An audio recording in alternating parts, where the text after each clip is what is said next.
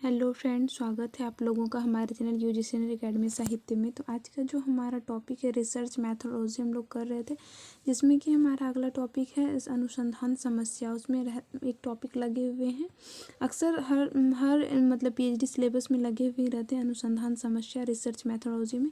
तो देखते हैं यहाँ पे अनुसंधान समस्या से तात्पर्य दो या दो से अधिक चरों के बीच संबंध बताने वाले किसी अनुत्तरणीय प्रश्न या जिज्ञासा से होता है। ठीक है, आगे देखेंगे। कभी कभी अनुसंधान की समस्या को कथन के रूप में लिखा जाता है। अनुसंधान के लिए चयनित समस्या चाहे प्रश्न के रूप में लिखा जाए अथवा कथन के रूप में, दोनों स्थिति में यह प्रत्यक्ष अथवा प्रक्रांत में दो या दो से अधिक चरों के बीच संबंध निरूपित करती है।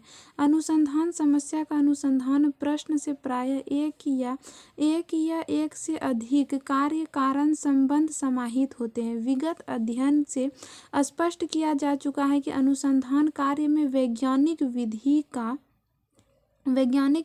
का औपचारिक ढंग से अनुसंधान किया जाता है। वैज्ञानिक अध्ययन का प्रथम सोपान समस्या की पहचान व चयन करना होता है। ठीक है, मतलब सबसे पहले क्या होता है, अनुसंधान समस्या का ही पहचान करना होता है। ठीक है, आगे यहाँ यह पुनः इंगित करना आवश्यक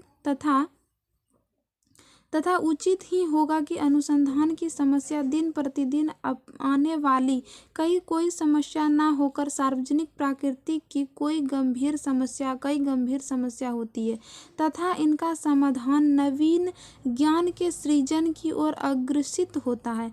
विद्वानों के द्वारा अनुसंधान समस्या की विभिन्न परिभाषा दी गई। तो यहाँ पे आप देखते हैं जो विद्वान लोग दिए हुए हैं अनुसंधान की समस्या को लेकर। तो सबसे पहले यहाँ देखेंगे फ्रेड एंड कर्लिगर के अनुसार क्या है, अनुसंधान एक प्रश्नवाचक वाक्य या कथन होता है जो पूछता है दो या अधिक चरों के बीच क्या संबंध विद्यमान है। ठीक है, आगे हम यहाँ पे देखेंगे जो आ जाएंगे जॉन सी टाउनसेंड के अनुसार क्या है, समस्या समाधान के प्रति प्रस्तावित प्रश्न सामान्यतः समस्या तब होती है जब किसी प्रश्न पर कोई उत्तर उपलब्ध नहीं होता है। ठीक है, आगे हम देखेंगे यहाँ पे एफ जे मैकगुएन के अनुसार क्या बोलते हैं, अनुसंधान वह होता है जो ऐसे प्रश्न प्रस्तुत करती है जिसका उत्तर व्यक्ति की सामान्य क्षमताओं में प्रयोग के लिए किया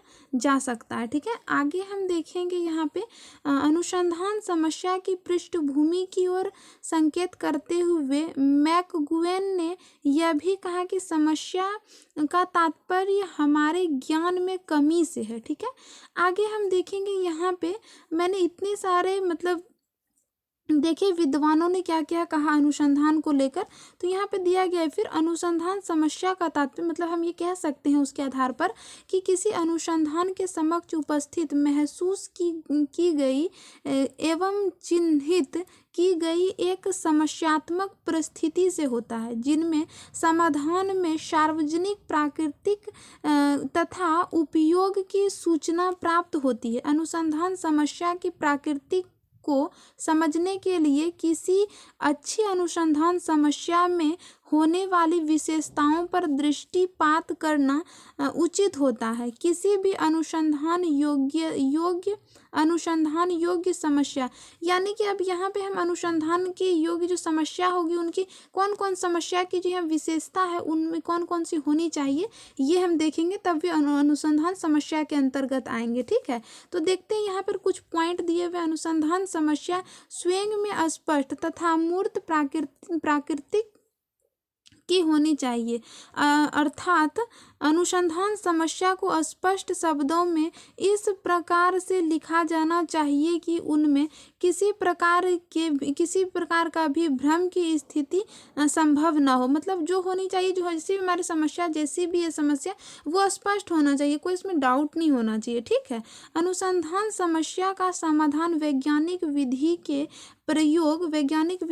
प्रयोग के द्वारा संभव होना चाहिए। निगमन अर्थात यानी कि निगमन आगमन विधि के प्रयोग करते समस्या के समाधान को प्राप्त करने की दिशा से अनुसंधानकर्ता को प्रवृत्ति होनी चाहिए, ठीक है, यानी कि उस पर अनुसंधानकर्ता क्या अग्रसर होनी चाहिए। अनुसंधान समस्या समाधान योग्य होनी चाहिए। अब ऐसा नहीं कि ऐवी कुछ भी मतलब ले लिए समस्या, वैसा तो नहीं होगा ना।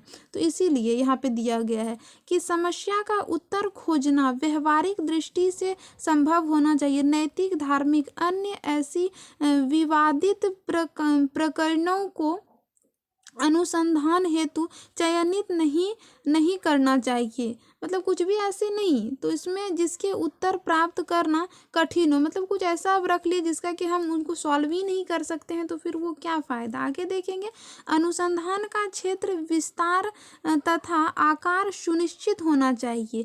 दूसरे शब्दों में कहे जाए कि उपलब्ध संसाधन अथवा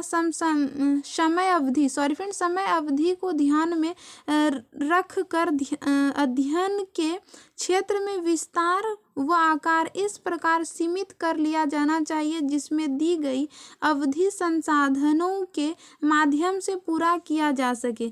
अनुसंधान समस्या का स्वरूप ज्ञान भंडार में वृद्धि करने वाला होना चाहिए। दूसरे शब्दों में चयनित अनुसंधान समस्या के समाधान के द्वारा मानव जाति के ज्ञान भंडार तथ्य सिद्धांत अनुप्रयोग के रूप में कई बढ़ोतरी होनी चाहिए अथवा प्राप्त परिणाम इस दिशा में प्रवृत्ति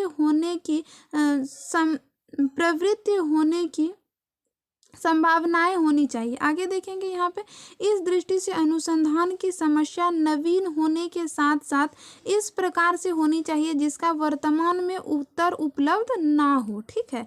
आगे हम यहाँ पे देखेंगे जो आ जाएंगे, अनुसंधान समस्या का समाधान सैद्धांतिक व्यवहारिक दृष्टि दोनों दृष्टि से उपयोग होनी चाहिए।